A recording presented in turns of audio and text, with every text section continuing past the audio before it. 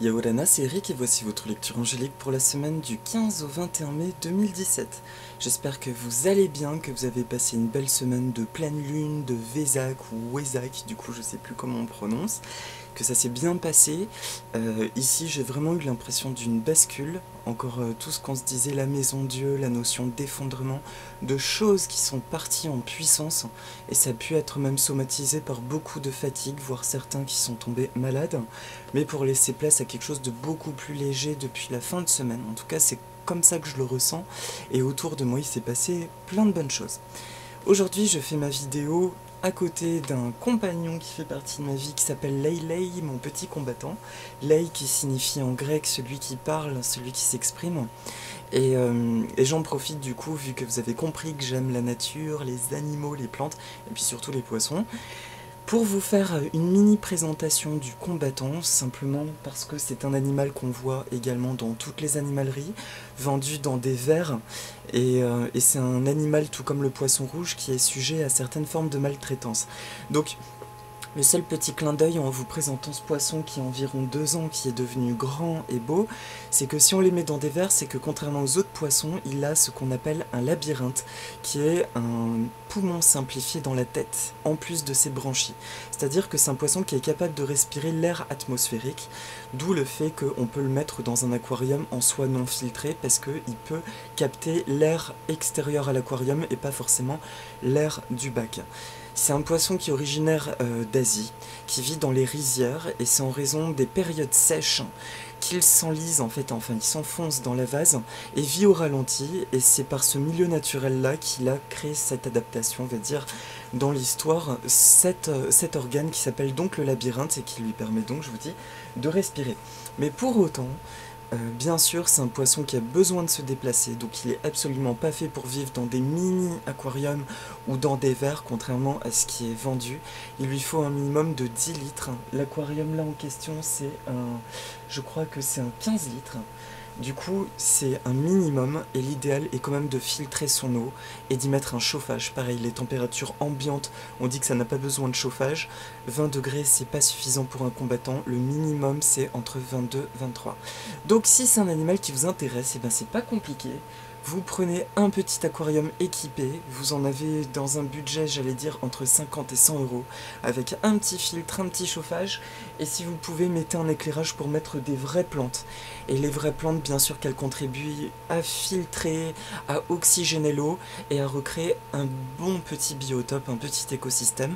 Donc à partir de là, c'est un entretien qui est vachement moindre, puisque toutes les semaines, je change à peu près ça, en fait, d'eau. Je vidange ça en touillant le sable, mais c'est au final, c'est vraiment pas beaucoup d'entretien, et l'animal vous le rend bien parce qu'il peut se développer harmonieusement. Là, vous voyez cette tache bleue, c'était ce qu'on appelle un half moon, ceux qui ont une queue arrondie, sauf qu'il a développé un caractère un peu froufrou, c'est qu'il a fait des bordures de nageoires toutes friponnées de blanc, qui sont magnifiques. Voilà. Donc c'était la parenthèse du combattant, renseignez-vous, prenez le temps, mais s'il vous plaît, n'achetez pas de combattants en les mettant dans un vase ou dans des mini-aquariums, parce qu'ils mourront relativement rapidement, et en plus vous n'aurez pas le loisir de les voir changer de couleur, se développer devenant adultes, et il y a une réelle interaction. C'est pas un poisson, contrairement à ce qu'on voit, qui est complètement inerte. Le combattant, c'est un poisson qui bouge. Là, il est en mode digestion, il vient de manger. Mais c'est un poisson que vous voyez se balader, qui reconnaît aussi, je pense, la personne qui le nourrit. Et c'est vraiment super. Voilà. Donc c'est en compagnie de Leilei que je vais faire cette petite vidéo. Pour la semaine, alors là, encore une fois, j'ai été très satisfait dans ma bibliothèque à oracles. Le premier oracle qui est apparu, c'est le Mana Cards, un de mes piliers que j'adore. Et là, j'ai entendu que j'aurais le droit de me référer un peu au livret tellement il est riche. Pour ceux qui connaissent pas, c'est un oracle qui est, donc je précise, de Catherine Baker et Doyan Hardin, qui est en anglais, le pouvoir de la sagesse hawaïenne, qui est basé vraiment sur la symbolique, sur la mythologie hawaïenne et polynésienne. Du coup, les cartes elles-mêmes sont fortes de sens et de code du chamanisme hawaïen. Donc c'est pour ça aussi que j'aime bien me référer, parce qu'il y a beaucoup de légendes, de symboliques qui sont extraites de ça, et vous verrez que ça a une dimension très tribale. Et puis pour la semaine, là j'ai pas poussé un cri, mais j'ai dit ah non, pas encore. Le tarot de Marseille. Le tarot de Marseille. Donc c'est pour la carte de la semaine, ça va être plus simple cette fois-ci. Je sais pas pourquoi là, 2 semaines consécutives on me demande d'utiliser le tarot. Je pense que ce que je ressens de ce tarot, c'est que le tarot a quelque chose de très franc. C'est-à-dire que, contrairement aux oracles de Dorine Virtue qui vont nous tirer juste dans la lumière par des messages hyper légers, hyper aériens, le tarot, il a quelque chose de très franc, où il montre ce qui est. Mais pour autant, il nous montre aussi la lumière. Simplement, j'entends que c'est juste qu'actuellement, nous sommes dans une phase de vérité, de limpidité, et qu'il est très important d'appeler un chat concrètement. Donc c'est peut-être pour ça qu'on me le fait ressortir, tout du moins c'est mon intuition. Alors, du coup, pour le Mana Cards, les 3 temps de la semaine, j'y vais, je commence à tirer les cartes. Voilà, je vous le montre, derrière c'est une feuille de tarot. Le tarot, j'en ai parlé la semaine dernière, c'est un peu l'équivalent de la pomme de terre pour nous français. C'était originellement la plante nourricière hawaïenne et polynésienne, offerte par la divinité Ina, comme je l'ai déjà dit. Alors, pour lundi et mardi, oh ben, ok, oh c'est top. Et j'ai jamais tiré cette carte, c'est énorme. Pour le milieu de semaine, merci de m'envoyer un message clair pour le milieu de semaine prochaine. Ok. Et pour la fin de semaine, je n'ai jamais tiré cette carte non plus. Bon, il y a l'énergie de la nouveauté au moins. Pour le milieu de semaine prochaine, merci à toutes les sources d'amour et de lumière de l'univers de m'envoyer un message clair que tout le monde puisse comprendre. Ok, merci. Et puis pour la carte du tarot, on va voir si c'est le mât ou la maison de Dieu ou un truc. Non, ça sent un peu une petite carte un peu plus fun. Alors merci à toutes les sources d'amour et de lumière de l'univers de m'envoyer un message clair, une synthèse pour toute la semaine prochaine. Oh, sympa. Je ne le dirai pas, on va attendre la fin, pour ceux qui aiment le tarot, hein. Je rigole, bon je peux vous la montrer quand même, c'est le monde. On va voir, le monde, la carte numéro 21. 21. Alors, pour le début de semaine, tiens, bah, je vais les caler devant l'aquarium, ce sera plus simple. Alors, c'est bien parce que c'est une carte à double sens, Lono Kamapua. Lono Kamapua, c'est le 8. Voilà, je vous montre. Déjà, j'adore ces illustrations, c'est vraiment... Il y a quelque chose de doux et pareil, de très franc, de très tribal. Oh, il y a du chouchou. Non, oui, c'est une plante de chouchou. Alors écoutez, juste le temps de me référer au livret, je vais le poser là. Ouais, bon, on voit pas super bien. On les pose quand même là en attendant. Donc c'est le numéro 8. Alors bien sûr, je ne vais pas lire le livret, mais ça aide à mon intuition. Et là, autant je vous dis habituellement, je ressens que je n'ai pas besoin d'utiliser le livret. Autant pour celui-ci, c'est tellement fort et tellement complexe que presque à chaque fois, voilà, ça vient. Alors, The Pig God Kamapua Harvest Fertility. Alors, le dieu cochon Kamapua, donc j'imagine que Kamapua c'est ce loup. Il y a un chant pour chaque carte, c'est un chant sacré. Je vous le dis juste, ça vous dit de le répéter, c'est Owahi Mai Elono. Owahi Mai Elono. Breakthrough Olono. C'est vraiment casse en travers l'Ono. Alors, donc la position, l'Ono side up, Kamapua's up. Alors, ce que j'aimerais bien savoir, The Messenger of God Fertility, Playfulness Spirit as God of Agriculture. Ok. Qui est Representation of Lono, because Lono represents fertility and harvest, that good times. Alors, puisque l'Ono représente la fertilité, son apparition indique des très bons moments qui se profilent à l'horizon. Waouh! Alors, l'Ono brings winter storms. Kamapua has been described as greedy, egocentric and chaotic. Alors là, c'est l'Ono qui est au sommet, en fait, la notion de fertilité. En fait, il y a Kamapua en bas. Alors, from that some god is Kino Lao. Excusez-moi, juste un instant. Oh Lono, Lono, le messager de la fertilité, des jeux, de la vie et de la sexualité. A spirit, may we seed up spouting. L'Omokua, l'image de Lono during the Mahagiki, is the predictable sustainable form of Lono. En fait, dans les deux... D'accord.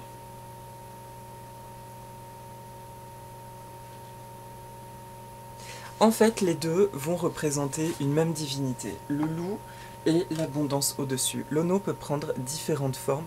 Je vous ai dit, c'est la divinité de l'abondance. Elle peut prendre, par contre, la forme... Pardon. L'Onokua est l'oncle de la déesse Pélé. Et il est dit que c'est lui qui lui a transmis le feu. Kamapua. Alors, quand c'est Lono qui est en haut, du coup, il apporte la neige, les arcs-en-ciel, et nous appelle à les suivre. Son image, alors, we can harvest the crops with careful, with diligence, patience and persistence. Lono appears to be completed. Ok, c'est bon, j'ai le message. He appears when abundance is about to be harvested and to remind you to share fruits of your efforts. Ok, alors excusez-moi pour la petite attente.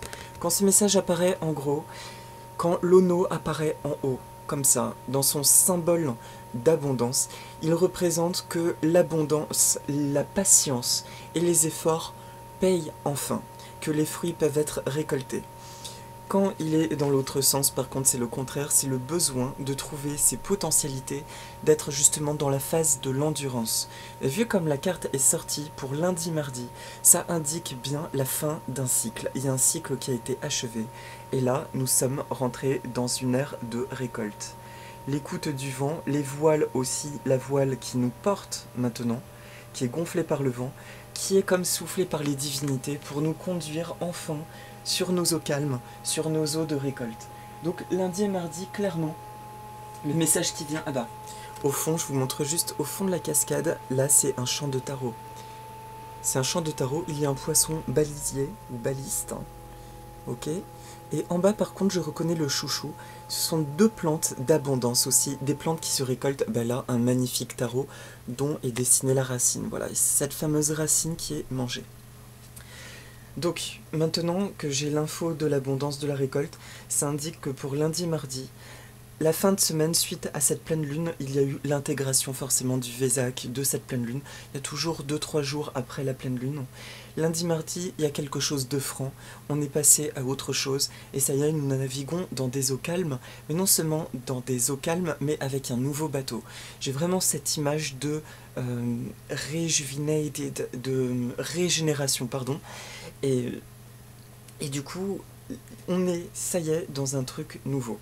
Ça fait appel à l'abondance vraiment, à la notion de sécurité, mais surtout à la notion de nouveauté.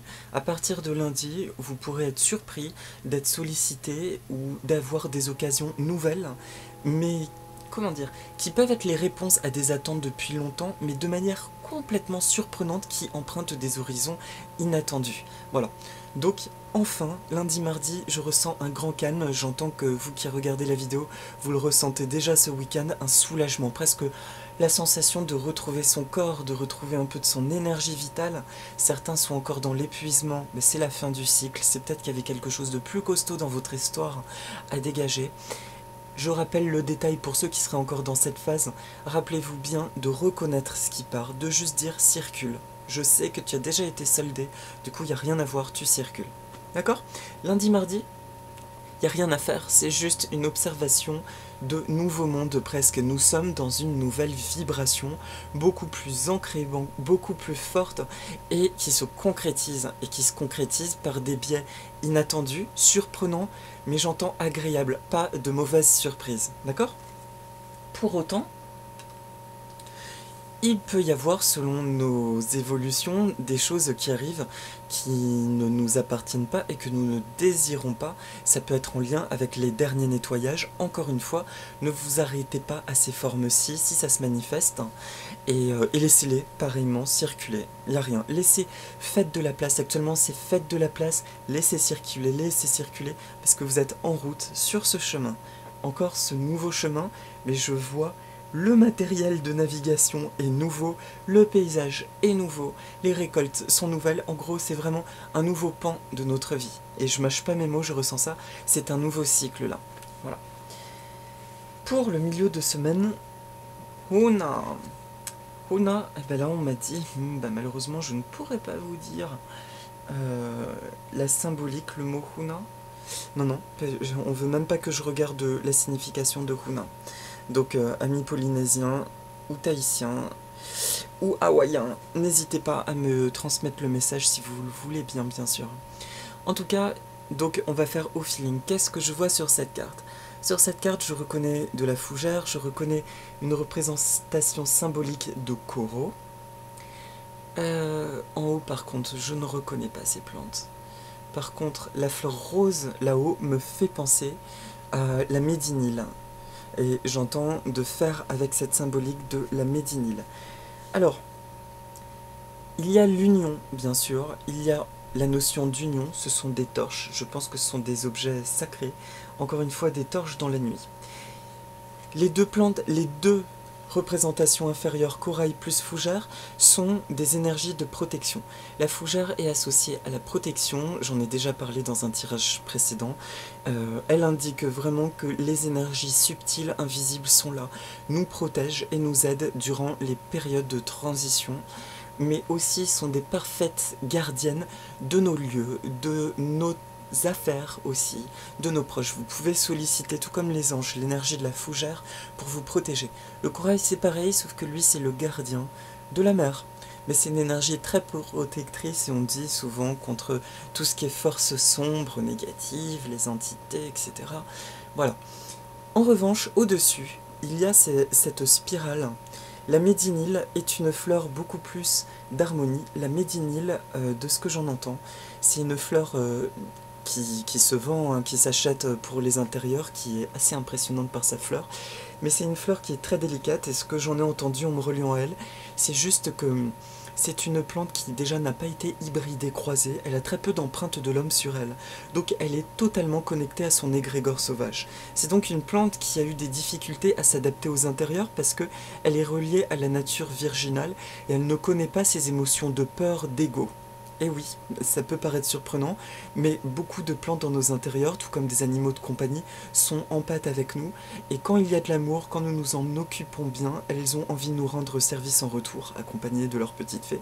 Et du coup, elles peuvent être en pâte et développer des caractères comme nous, de vouloir nous aider, et voire même mourir pour nous sauver de quelque chose. La médinyle, elle, n'est pas du tout de cet ordre-là, elle n'est pas connectée à l'homme. C'est nous qui nous connectons à elle. Mais pas le sens inverse. S'il y a une ouverture d'amour, alors là, elle va se déployer et nous le rendre au centuple par une magnifique floraison. Mais elle restera où qu'elle soit connectée à ses origines, qui sont brésiliennes, me semble-t-il.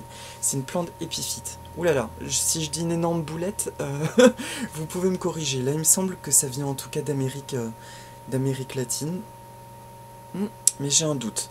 En tout cas, voilà, ce que ça me montre, donc il y a la protection, et la nature virginale connectée à son essence, et puis l'union au milieu dans la nuit. L'autre plante, on me dit de ne pas m'y attarder, c'est comme une bénédiction, les fleurs, c'est le jaillissement de l'amour.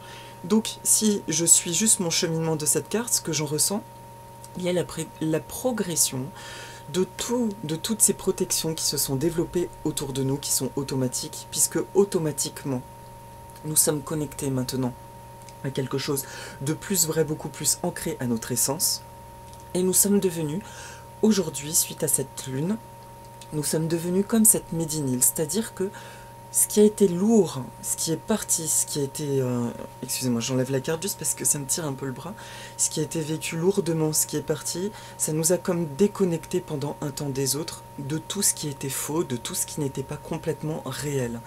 Et aujourd'hui, en fait, nous sommes comme cette médinyle, c'est-à-dire nous avons retrouvé une nature virginale, une connexion à notre essence. Et toutes les connexions au monde extérieur, que ce soit tous les aspects de la vie, matérialité, abondance, relations, famille, etc., il y a eu forcément des destructions, d'où la maison Dieu, pour une reconstruction, mais qui, elle, maintenant, provient non seulement de notre cœur, mais c'est plus la notion du cœur que j'entends seulement, c'est littéralement notre essence. Si nous souhaitons créer, entre guillemets, un nouveau monde en phase avec les valeurs du cœur, en harmonie avec la nature, etc., il nous a fallu ce retour aussi aux égrégores de la nature, à quelque chose de beaucoup plus essentiel. Voilà.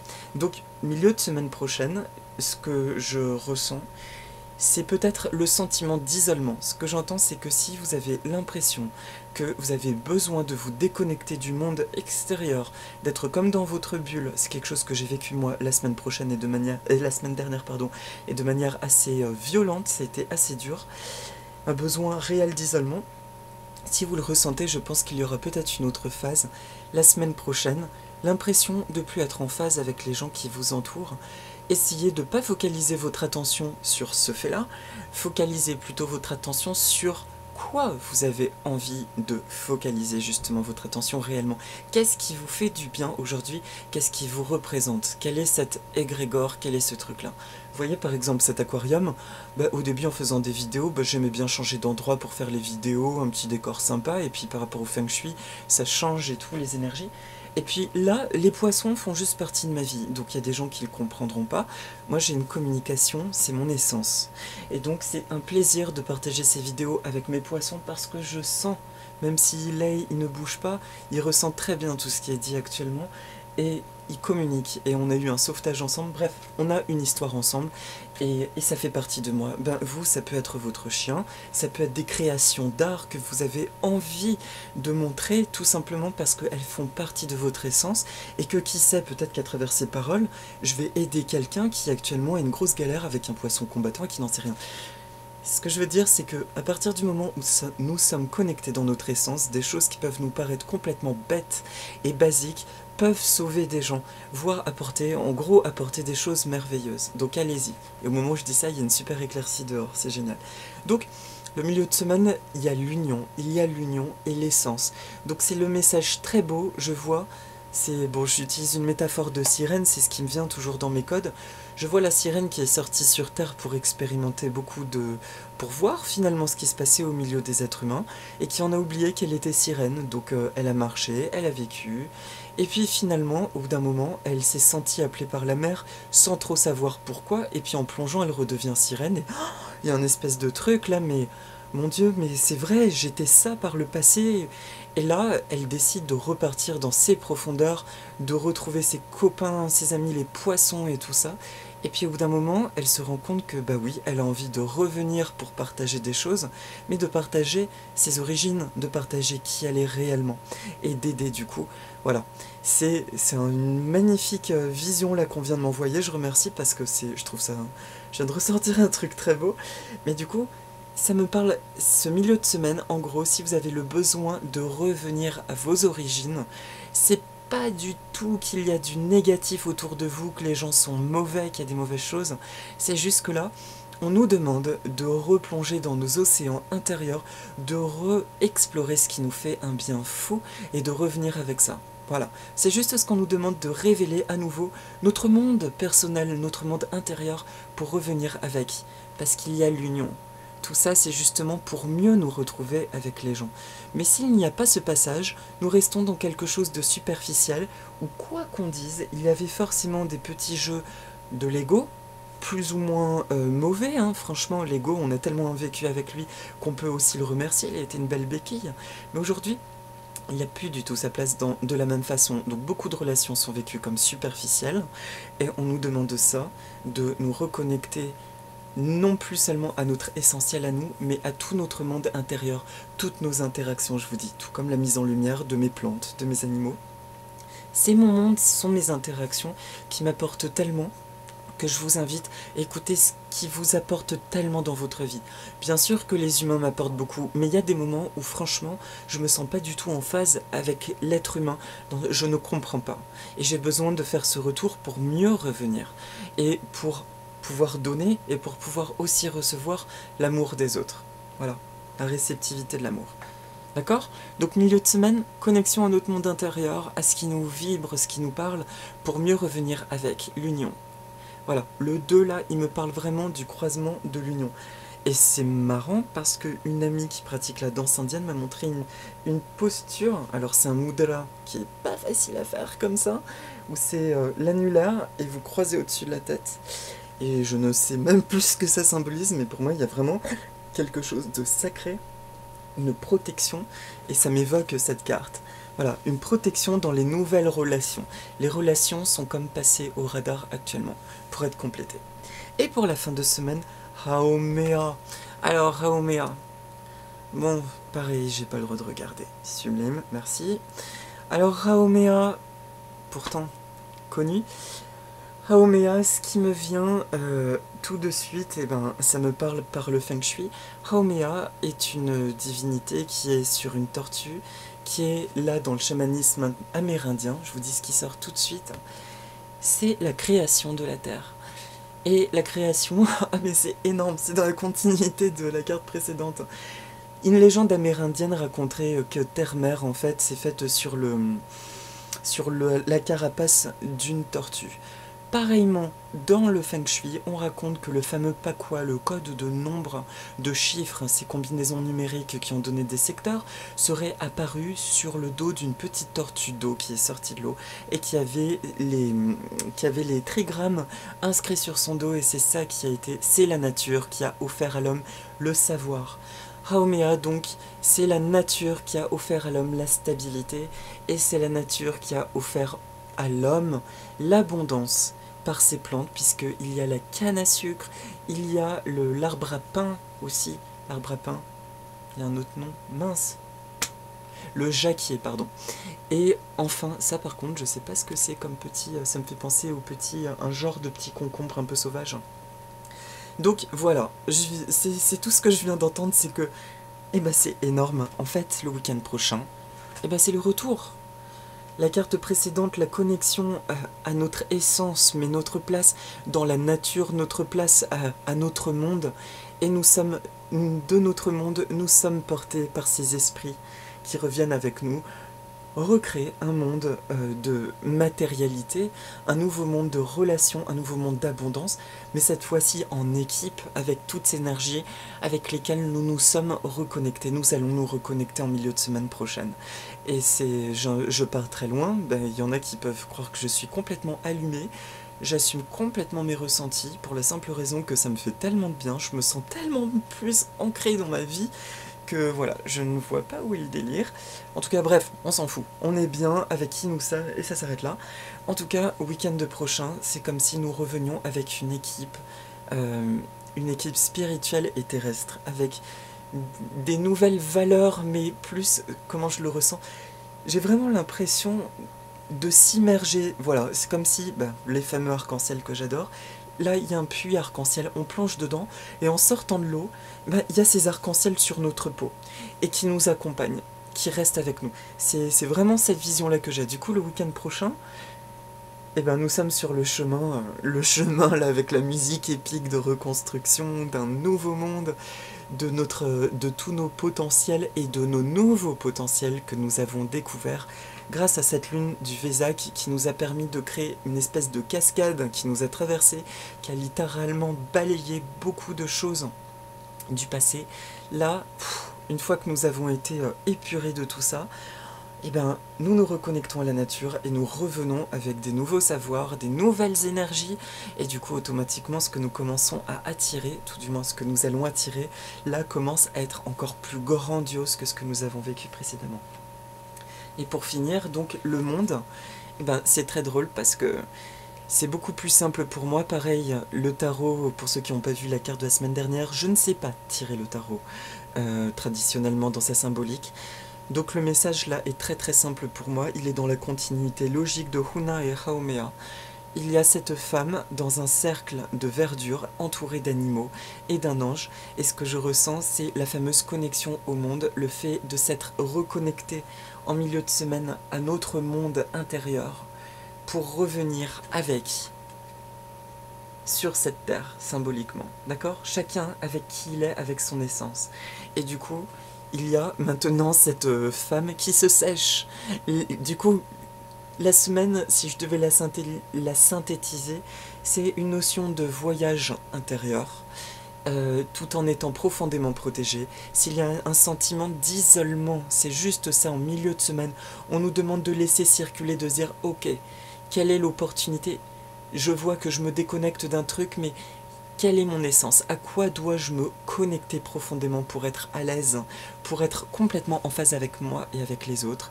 De se laisser porter par ce monde intérieur en accueillant cette phase peut-être d'isolement, qui peut ne pas se voir, qui peut être dans sa tête, sentiment d'incompréhension. Du coup, honorez ce que vous aimez habituellement, donnez-leur de la place, et à la fin de semaine, la synthèse, pardon, de la semaine, eh ben c'est la connexion. Il y a un cercle qui m'évoque le rond avec le point qui symbolise Dieu. Nous sommes dans notre divinité parfaite, entourés de notre monde animal. Voilà. Et je ne vais pas m'hasarder à d'autres symboliques à travers ça, sauf que le 21 par réduction, ça devient 3, c'est ce que j'entends. Encore la Trinité qui nous suit. Et il y a la vérité, portée par les anges, portée par la nature. Voilà mes amis. Donc pour finir, avec Lei, on peut prendre une profonde inspiration si vous en avez envie. J'autorise mes anges, toutes les sources d'amour et de lumière de l'univers, tous les esprits de la nature qui m'aident, qui m'accompagnent, tout mon petit monde, mes guides, mes anges d'amour et de lumière, merci de circuler en moi, à travers moi. Je vous autorise à laisser passer tout ce qui doit partir.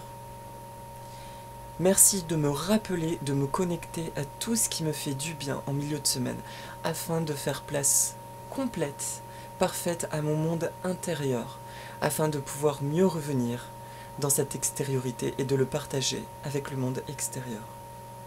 Voilà. C'est énorme, juste, c'est incroyable. Merci, du coup, et merci de me rappeler ça, merci de me rappeler en milieu de semaine que si je me sens isolé, un peu coupé du monde, c'est pour mieux me reconnecter à mon monde intérieur. Et pour mieux m'unir avec l'extérieur et partager le don que je suis et d'accueillir le don que sont les autres dans ma vie. Merci pour ces merveilleuses expériences. Merci.